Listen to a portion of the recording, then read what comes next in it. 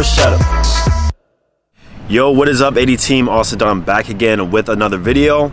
So in this video, I'm gonna talk to you about the pros and cons of bulking, because as you guys probably know, I've been doing it for a few months now, and I've done it last year too for a few months.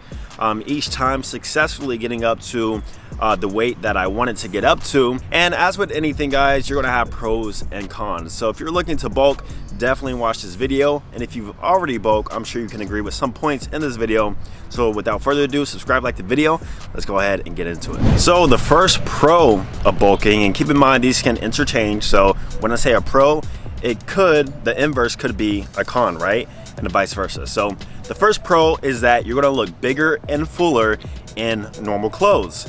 And that is one of the main reasons why I wanted to bulk in the first place, is because I found myself more in shirts than shirtless. So with that being said, in my everyday life, I found the benefit of filling out my clothes more, looking more fuller, filling out the sleeves, the shoulder areas, and overall feeling good whenever I wear clothes. So, you know, the mediums start to fit more like smalls, and I don't have to wear smalls to fit like mediums or mediums. You guys know what I mean.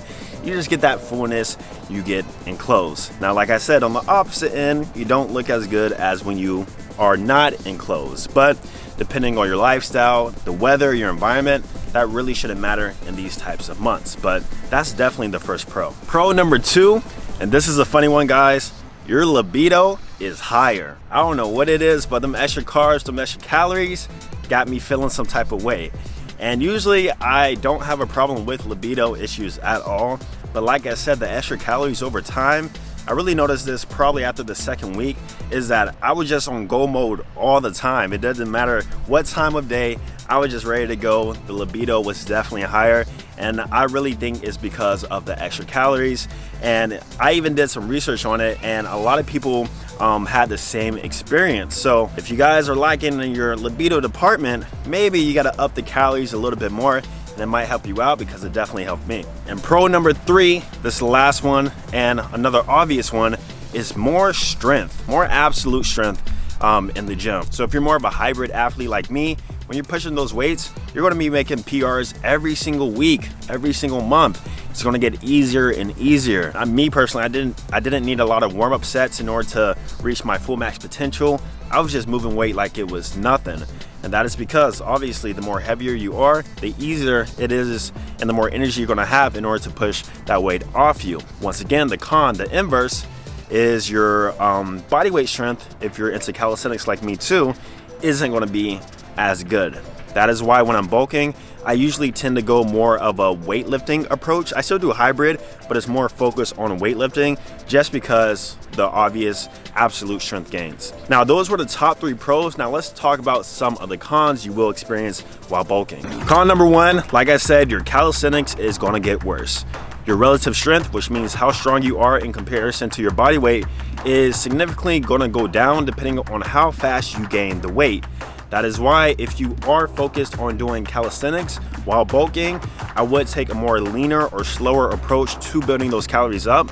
That way, you won't put on a whole bunch of fat, and it's going to be detrimental to any skill you're trying to learn or move you're trying to do. So if you are doing a lot of calisthenics, definitely take the bulk a little bit slower.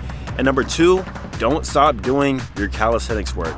Just because you're bulking, don't change up the routine. Still do the same thing, even if you have to back up the progression a little bit or even do less reps. But like I said, expect your relative strength to go down, but also know that this is temporary. Whenever you go back on your cutting phase or you lose the fat and you maintain that muscle, your calisthenics will come back. And I know because I've experienced it.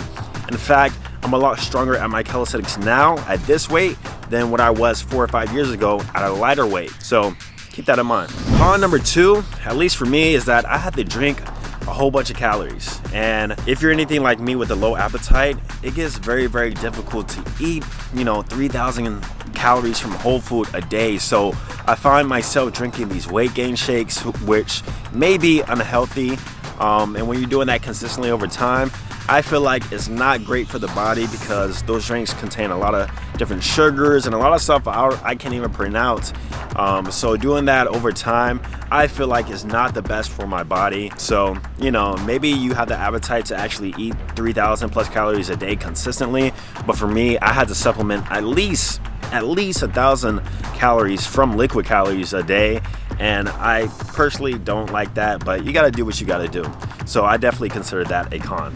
Con number 3, your facial aesthetics going down the drain.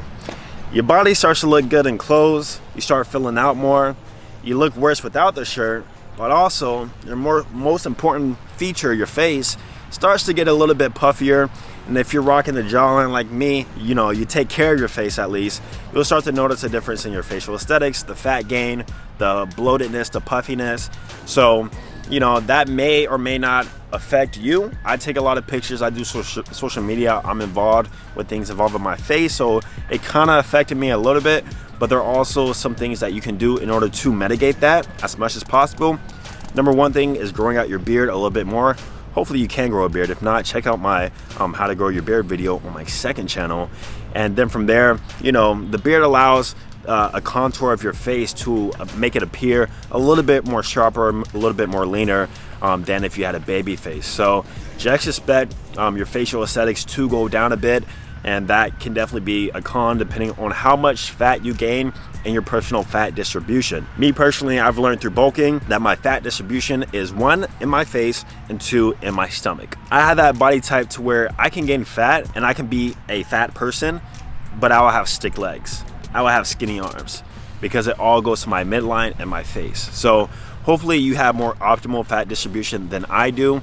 But just take that into consideration. So those were the pros and cons of bulking, guys. Don't forget to check out all my calisthenics programs down below. Don't forget to subscribe down below and let me know if you are bulking or cutting or kind of maintaining right now.